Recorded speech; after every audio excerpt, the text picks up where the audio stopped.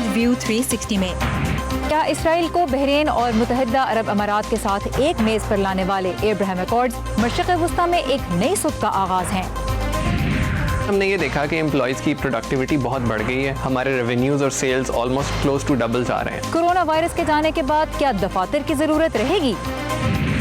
اور ڈھول سے محبت کرنے والی ایک ماں کی کہانی جس کا دل اسی کی تھاپ نے پھر سے دھڑکا دیا.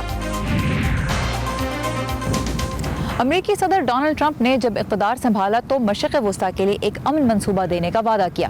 وہ اسرائیلیوں اور فلسطینیوں کو تو مذاکرات کی میز پہ نہ لا سکے، لیکن ایک مختلف راستہ اختیار کرتے ہوئے عرب ممالک کے اسرائیل کے ساتھ تعلقات قائم کرانے میں کامیاب ہو گئے. وائس آف امریکہ واشنگٹن سے میں ہوں سارہ زمان، آپ دیکھ رہے ہیں ویو 360. صدر ٹرمپ نے ابراہیم ایکارڈز پیس اگریمنٹ کو مشرق وسطیٰ میں ایک نئی صبح کا آغاز قرار دیا ہے، اور تجزیہ کار بھی اسرائیل کے بحرین اور UAE کے ساتھ تعلقات کے قیام کو ایک بدلتے ہوئے مشرق وسطیٰ کی علامت قرار دے رہے ہیں.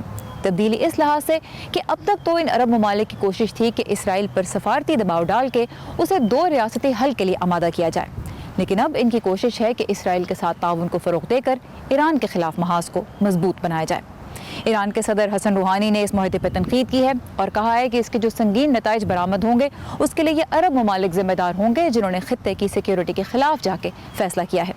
ابراہیمی مذاہب کے ماننے والوں کے درمیان ابراہیم ایکارڈز وائٹ ہاؤس میں سائن کیے گئے. آئیے سب سے پہلے دیکھتے ہیں اس کی ایک جھلک.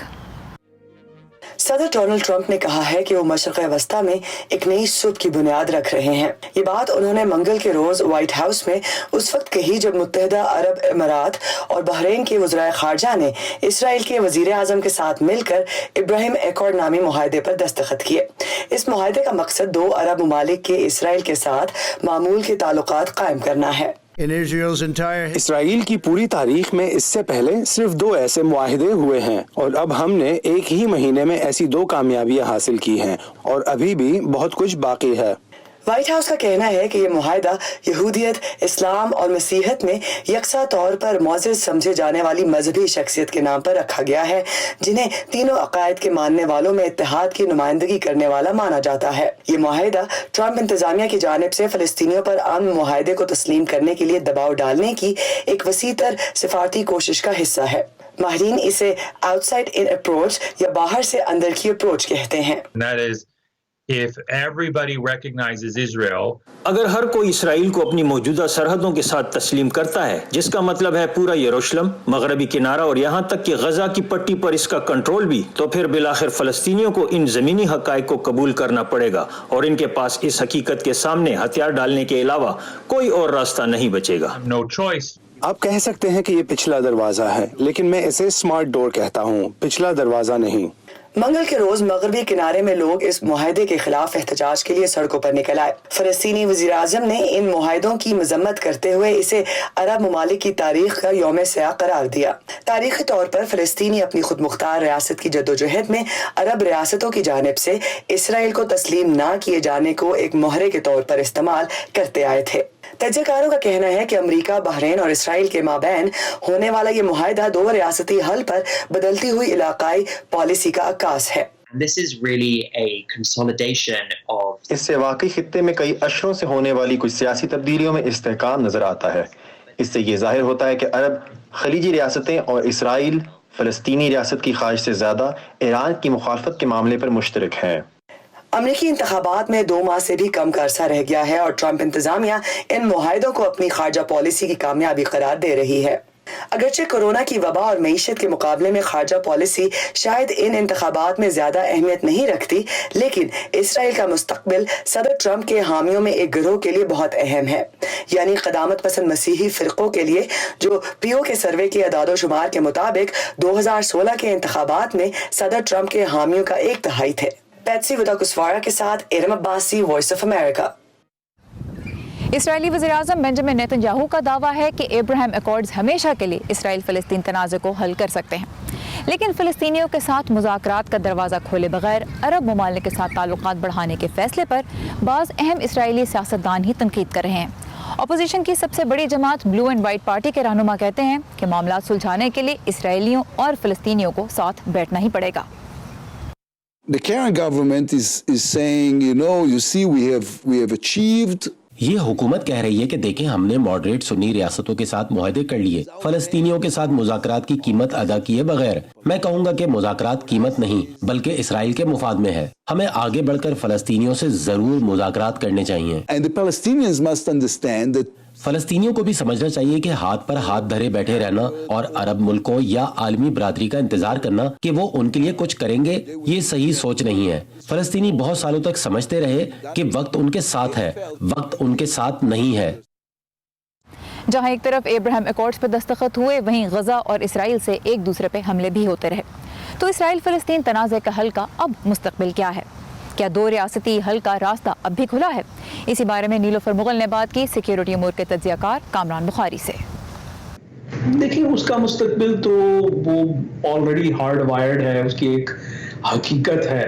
حقیقت یہ ہے کہ اسرائیل جو ہے وہ ایک طاقتور ریاست ہے، اس کے برعکس فلسطینی جو ہیں وہ نہ صرف کمزور ہیں بلکہ شدید طور پر ڈس آرگنائزڈ ہیں، اور میں یہ بھی کہوں گا کہ صرف ڈس آرگنائزڈ نہیں ہیں، وہ تو آپس میں ان کا تو شارپ ڈویژن ہے۔ مطلب غزہ کی پٹی کے اندر حماس کا کنٹرول، تو وہ ایک یوں سمجھیے کہ ایک علیحدہ پروٹو ریاست ہے، جبکہ ویسٹ بینک کے اندر فتح کا غلبہ ہے۔ تو یہ صرف جغرافیائی لحاظ سے بٹی ہوئی ریاست نہیں ہے، یہ تو دو علیحدہ حکومتیں ہیں، دو علیحدہ نظریات ہیں، دو علیحدہ قسم کی ریالٹیز ہیں جیو پولیٹیکل۔ تو ایسے حالات میں تو پھر سوال یہ اٹھتا ہے نا کہ فلسطینیوں کے لیے کون بولتا ہے؟ تو اگر کہا جائے کہ چلیں بات چیت کی جائے، مذاکرات دوبارہ سے بحال ہوں، تو کس سے بات کی جائے؟ مطلب کون ہے وہ واحد گروہ یا قیادت جو فلسطینیوں کے لیے جو ہے کو ریپرزینٹ کرتی ہے، جس سے اسرائیل جو ہے اور بین الاقوامی کمیونٹی بات کرے؟ ویسے تو فلسطینی اتھارٹی کی بات کی جاتی ہے، لیکن وہ ویسٹ بینک میں ہے اور اس کو مطلب انٹرنیشنلی وہ ریکگنائزڈ ہے، لیکن یہ کہ وہ بھی کمزور ہیں، ایک ان کی قیادت بھی ایجنگ ہے۔ دونوں گروپس جو ہے وہ فیل ہو چکے ہیں، حماس اور فتح اپنی اپنی جگہ کے اوپر، انہوں نے فلسطینیوں کے لیے کچھ بھی نہیں کر پائے۔ تو ایسے ماحول میں فلسطینی اور اسرائیلی تنازع جو ہے وہ ایک طرح سے فروزن ہے، اس کو تو آپ انفریز نہیں کر سکتے۔ کیا کوئی اور حل ممکن ہے اس تنازع کا؟ اس تنازع کا تو فی الحال کوئی حل موجود نہیں ہے۔ اگر حل سے مراد یہ ہے کہ بھئی کوئی فلسطینی ریاست معرض وجود میں آ جائے تو وہ تو نہیں ہوگا، ٹھیک ہے۔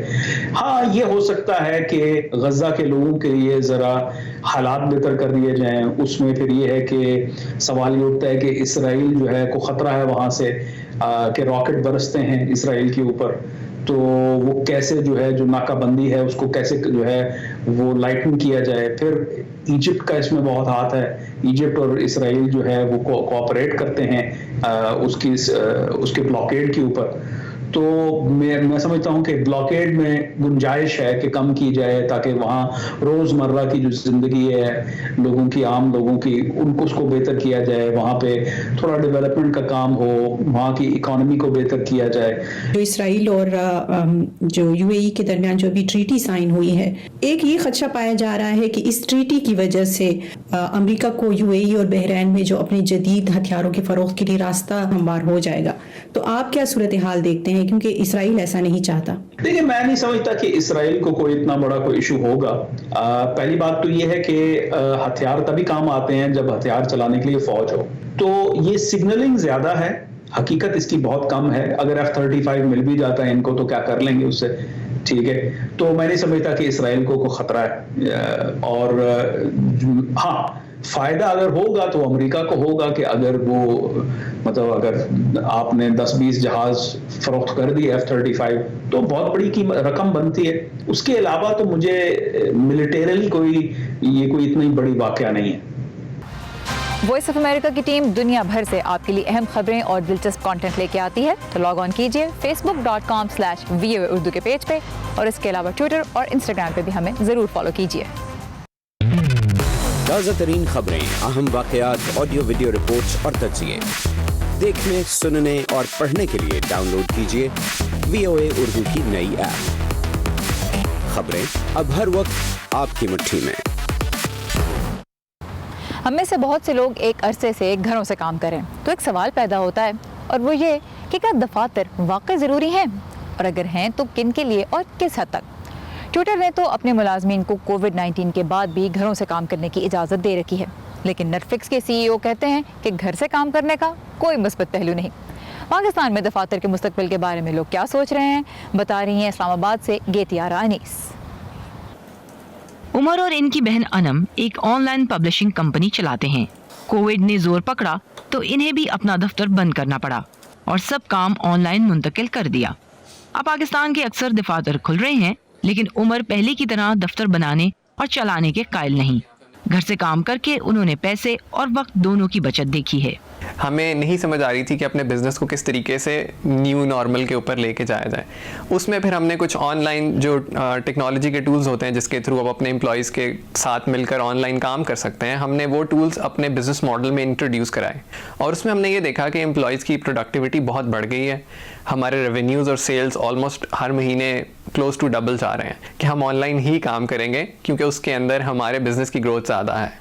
टेक कंपनीज के बरक्स तिब एक ऐसा शोबा है जिसमें कारकर्दगी के लिए जिस्मानी तौर पर मौजूद होना लाजमी है।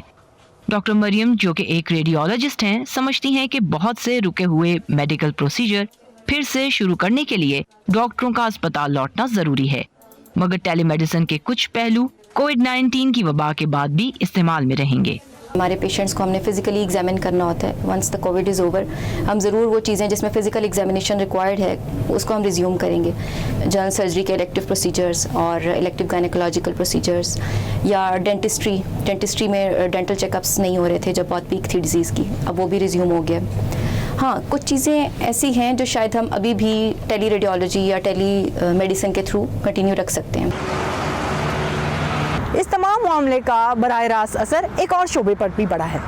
रियल एस्टेट से ताल्लुक़ रखने वाले अफराद हर माह लाखों रुपए का कारोबार कर रहे थे, लेकिन वर्क फ्रॉम होम के बढ़ते रुझान ने इन्हें अपने कारोबार के मुस्तकबिल के बारे में गैर यकीनी में मुब्तला कर रखा है। मोहम्मद इमरान पिछली 2 दहाइयों से रियल एस्टेट के शोबे से वाबस्ता हैं। इनके मुताबिक घर से काम करने के बायस दफ्तर की कीमत और उनके किरायों में कमी हो सकती है। उसका लॉन्ग रन ये असर पड़ेगा कि जो वो पर्टिकुलर प्रॉपर्टीज़ हैं वो अपनी ओरिजिनल वैल्यू से फॉल करेंगी अगर वो सेल के लिए हम लोग उसको लेके जाते हैं। अगर आम रूटीन में एक ऑफिस है उसका एक रेंट चल रहा है 40,000, अगर उसको कोई टेनेंट आकर वेकेंट स्पेस को लेना चाहता है तो वो जब लेगा तो अगर मार्केट ओवरऑल 40 किया तो हो सकता है उसकी 25 के ऊपर वो जो है वो एग्री करे कि जी मुझे ये स्पेस दे दें। ऑनलाइन और टेक बिजनेस करने वाले अफराद फिलहाल दफातर को लौटने के ख्वाह नजर नहीं आते। उन शोबों की शक्ल किस हद तक तब्दील होगी जिनमें मुलाजमीन का दफ्तर में मौजूद होना लाजमी है, ये तो वक्त ही बताएगा। अलबत्ता कारोबारी अफराद ये जरूर कहते हैं कि सब कुछ एक बार फिर कोविड की वबा से पहले जैसा हो जाएगा, ये मुमकिन नजर नहीं आता। गेतियारा Anees, voice of America, Islamabad. दुनिया के बहुत से मुल्कों में कोविड-19 की वबा के दौरान फूड डिलीवरी का काम खासा बढ़ गया है। इनफैक्ट ये उन चंद एक कारोबारों में से है जो इस वबा के बावजूद फल फूल रहे हैं। लेकिन ड्राइवर्स जिन तरीक़ों से और जिस तेज़ रफ्तारी से खाना पहुंचाने की कोशिश करते हैं, क्या ये इनके लिए महफूज भी हैं? मलेशिया में इन दिनों यही बहस गर्म है, जहां फूड डिलीवरी के दौरान ट्रैफिक हादसात में इजाफा हो रहा है। रेस्टोरेंट्स और दूसरे कारोबारों से घरों पर खाना पहुंचाने के लिए इस्तेमाल की जाने वाली फूड डिलीवरी सर्विस से बहुत सौ की जिंदगी आसान हो जाती है। कई दूसरे मुल्कों की तरह मलेशिया में भी कोरोना की वबा फैलने के बाद मुल्क में खाने पीने की अशिया की घर पर डिलीवरी की तलब में इजाफा हुआ है, जिसके बाद कई अफराद ने मोटरसाइकिलों पर यह काम शुरू कर रखा है। लेकिन पिछले 6 महीनों में मुल्क में ट्रैफिक के ऐसे जानलेवा हादसात में इजाफा हुआ है जिनमें फूड डिलीवरी करने वाले शामिल थे। मलेशिया में रोड सेफ्टी रिसर्च इंस्टीट्यूट ने हाल ही में मुल्क के 11 चौराहों पर 4 रोज़ा तहकीक की है। इसमें फूड डिलीवरी करने वाले तकरीबन 3500 मोटरसाइकिल सवारों का जायजा लिया गया। इनमें से 2/3 ने ट्रैफिक कवानीन की पासदारी नहीं की और 1/3 ने सेफ्टी कवानीन की सख्त खिलाफ वर्जी की, जिसमें दौरान ड्राइविंग हाथ में फोन पकड़े होना, ट्रैफिक सिग्नल पर सुर्ख बत्ती की खिलाफ वर्जी और गैर कानूनी मोड़ काटना शामिल थे। मलेशिया में खाना डिलीवर करने वालों का ये मामूल है क्योंकि एक तो उनके काम का ये तकाजा है और उन्हें दिन भर में अपना टारगेट मुकम्मल करना होता है। फूड डिलीवरी राइडर्स अमूमन फ्रीलांसर्स होते हैं जो अपने मोटरसाइकिल्स पर ये काम करते हैं। जितना ज़्यादा खाना पहुंचाएंगे उतने ही ज़्यादा पैसे भी कमाएंगे। अमीरुल राशिद 1 साल से डिलीवरी का काम कर रहे हैं। वो मानते हैं कि अक्सर ड्राइवर्स लापरवाही का मुजाहरा करते हैं, मगर साथ ही वो ये भी कहते हैं कि इन लोगों को ग्राहकों के पैगामात की वजह से भी जल्दी करना पड़ती है।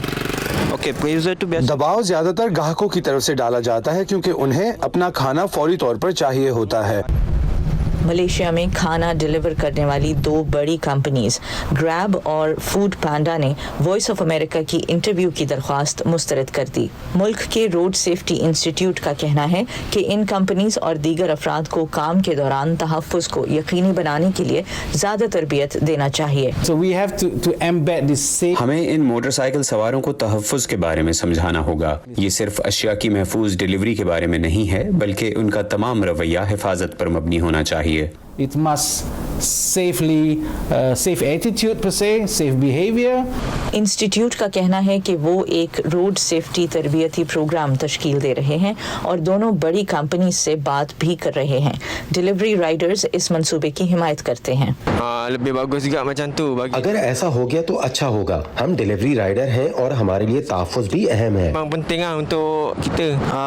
मेरा ख्याल है कि ये एक अच्छी तजवीज़ है, ये होना चाहिए क्योंकि सब कुछ इसीलिए है कि राइडर महफूज रहे। डिलीवरी राइडर्स ये बात तस्लीम करते हैं कि इन्हें जितनी भी तरबियत दे दी जाए, आखिरकार ये उन पर मुनहसर है कि वो रफ्तार पर सेफ्टी को तरजीह दें। डेव ग्रोनोबाम के साथ नुखबत मलिक, वॉइस ऑफ अमेरिका। और अब आपको मिलवाते हैं एक कम उम्र लड़की से जिसने एक सस्ता तरीका निकाला है माजूर अफराद के लिए उनकी ज़रूरत के मुताबिक यानी कस्टम बिल्ट मसनूई अज़ा बनाने का। 3D प्रिंटर की मदद से ये नौजवान मूजिद किस तरह लोगों की ज़िंदगी कुछ बेहतर बनाने की कोशिश कर रही है, आइए उसी की ज़ुबानी जानते हैं। ये पहला नमूना है जिसे मैंने उस वक्त बनाया जब मुझे इसका इतना तजर्बा नहीं हुआ था। इसको ऐसे ही तस्वुर करें जैसे कि किसी बच्ची ने इसके बीच में एक छोटा यूनिकॉर्न रखा हो और यूं जब ये बंद हो तो वो उससे कुछ पकड़ सके। My name is Mahsa Riyar. I am 13 years old. मेरा नाम महसा रियार है। मैं 13 साल की हूँ और पिछले साल मैंने अपनी कंपनी लिमिटलेस लिम की बुनियाद रखी। मेरी कंपनी आज़ा से महरूम हो जाने वाले बच्चों के लिए उनकी खास ज़रूरत के मुताबिक और कम कीमत में 3D आज़ा बनाती है। I read a book about a girl who lost her leg in an मैंने एक ऐसी accident. लड़की के बारे में किताब पढ़ी जिसने एक हादसे में अपनी टांग खो दी थी और वो मसनूई आज़ा खरीदने की मुतहम्मिल नहीं हो सकती थी। तो मैंने सोचा कि मसनूई आज़ा कितने महंगे हो सकते हैं, लिहाजा मैंने कुछ तहकीक की और मुझे पता चला कि वो इंतहाई महंगे हैं और बेशतर बच्चे उनके मुतहम्मिल नहीं हो सकते। मैंने जंग ज़दा इलाकों में उन बच्चों के बारे में सोचा जिन्होंने अपने आज़ा खो दिए हैं और वो नए आज़ा नहीं खरीद सकते। मेरे पास 3D प्रिंटर था और मैंने 3D प्रिंटर पर आज़ा प्रिंट करने का सोचा जो न सिर्फ कम कीमत है बल्कि ज़रूरतमंदों की ज़रूरत के मुताबिक तैयार किए जा सकते हैं। There is a video of me building my first hand. मेरे पास पहला हाथ बनाने की एक वीडियो है जो खासी तवील है क्योंकि तमाम टुकड़ों को फिट करना और उन्हें सही जगह पर बिठाना वाकई मुश्किल था, लेकिन मैं कई कोशिशों के बाद अपना पहला प्रोटोटाइप बनाने में कामयाब हुई। When I had the idea for my जब prosthetic, मुझे मसनूई आज़ा के बारे में ख्याल आया तो मैंने हड्डियों के एक सर्जन से मशवरा किया और उन्होंने मुझे ये किताबें दी कि मैं जान सकूं कि काबिल इस्तेमाल मसनूई आज़ा बनाने के लिए मुझे किन अनासिर की ज़रूरत होगी। फिर मैंने ऑनलाइन जाकर मज़ीद तहकीक की और अपने मसनूई आज़ा के डिज़ाइन तैयार कर पाई और इसे प्रिंट किया। I had to pitch my business Limitless Slim to the young मैंने अपने entrepreneurs. कारोबार लिमिटलेस लिम को नौजवानों के छोटे कारोबारों में सरमाया करने वाले एक इदारे के सामने पेश किया और पहला इनाम पाया।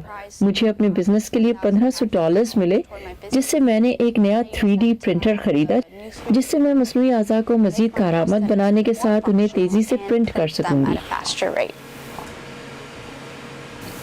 So my goal with Limitless Slim is लिहाजा मेरा मकसद लिमिटलेस लिम्स के जरिए हर बच्चे को ऐसे आज़ा फराहम करना है जो उसके लिए काम कर सके ताकि वो दूसरों से मुख्तलिफ महसूस ना करे और भरपूर जिंदगी गुजार सके। when I'm not working on my business. जब मैं अपने बिजनेस या 3D प्रिंटिंग पर काम नहीं कर रही होती तो मैं ड्राइंग्स बनाकर सुकून महसूस करती हूँ। बड़े होकर मैं आर्ट डिज़ाइन पढ़ना चाहती हूँ और आर्किटेक्ट बनना चाहती हूँ। but I still want to help people, and it's always been my number اور one. میں آرکیٹیکٹ بننے کے ساتھ لوگوں کی مدد کرتی رہوں گی. ساتھ ہی شاید میں 3D پرنٹنگ سے دل اور دوسرے مختلف اعضاء بھی تیار کرتی رہوں. Side with maybe 3D printing different things now, organs and hearts, I don't know. ہم جب خوف کو بے نقاب کرتے ہیں، ہم جب سوال اٹھاتے ہیں، ہم جب ان کی آواز بنتے ہیں جن کی کوئی نہیں سنتا، تو فرق پڑتا ہے. فرق پڑتا ہے آزاد صحافت سے. ہم ہیں وائس آف امریکہ. ہمارے لیے آزاد صحافت اہم ہے. ڈھول ایک ایسا ساز ہے جسے بجانے میں خاصی طاقت لگتی ہے، لیکن حوریہ عصمت نے ڈھول کو ہی اپنی طاقت بنا لیا. اپنے کم عمر بیٹے کی وفات کا غم بھلانے کے لیے انہوں نے ڈھول کا سہارا لیا اور پھر یہی ان کا دوست بھی بن گیا. آج حوریہ کانسرٹس میں پرفارم کرتی ہیں اور ماہر ڈھولچیوں کے ساتھ بجاتی ہیں. ان کی کہانی انہی کی زبانی لے کے آئے ہیں نوید نسیم.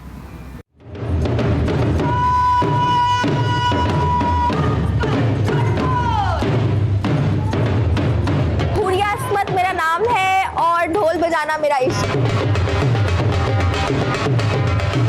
میں ایک دفعہ کارنیول پہ گئی جہاں پر ایک ڈھول والا بیٹھا ہوا تھا. میں نے اس سے بولا کہ تم، وہ بجا نہیں رہا تھا، وہ لے کے بیٹھا ہوا تھا. میں نے اس سے بولا کہ میں تمہارا ڈھول پہن کے تصویر کھنچوا لوں. ہی سیڈ جی باجی آپ کر لیں. میں نے گلے میں ڈھول ڈالا اور میں نے تصویر کھنچوائی. وہ جب وہ جو تصویر تھی نا، نیچے بیک سائڈ پہ اس کی بیک نظر آ رہی ہے میرے بیٹے کی جس کی ڈیتھ ہو گئی تھی. تو میرے پاس اس کی آخری تصویر صرف وہی تھی. تو میں ہر وقت اس تصویر کو دیکھتی رہتی تھی اور وہ تصویر کو میں نے اتنا دیکھا کہ وہ ڈھول مجھے اپنا اپنا سا لگنے لگ گیا.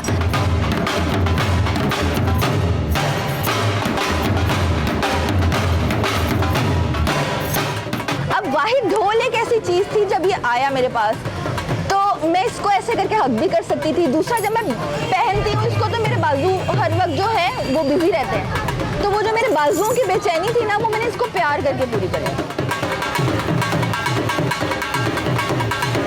میں ڈھول کو جب میں نے گلے میں ڈالا، مولا کی نوبت جب مجھے پتا چلا کہ میرے گلے میں، تو میں نے دنیا کا ہر کام چھوڑ دیا، ہر چیز چھوڑ دی.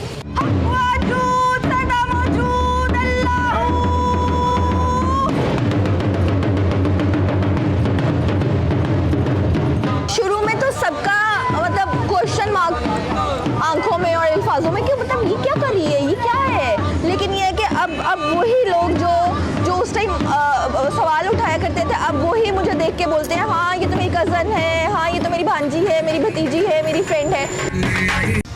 اسی کے ساتھ ختم ہوتا ہے آج کا ویو 360. پروگرام کے بارے میں اپنی فیڈ بیک دینے کے لیے اور دنیا بھر سے اہم اور دلچسپ معلومات کے لیے لاگ آن کیجیے facebook.com/VOA اردو کے پیج پہ.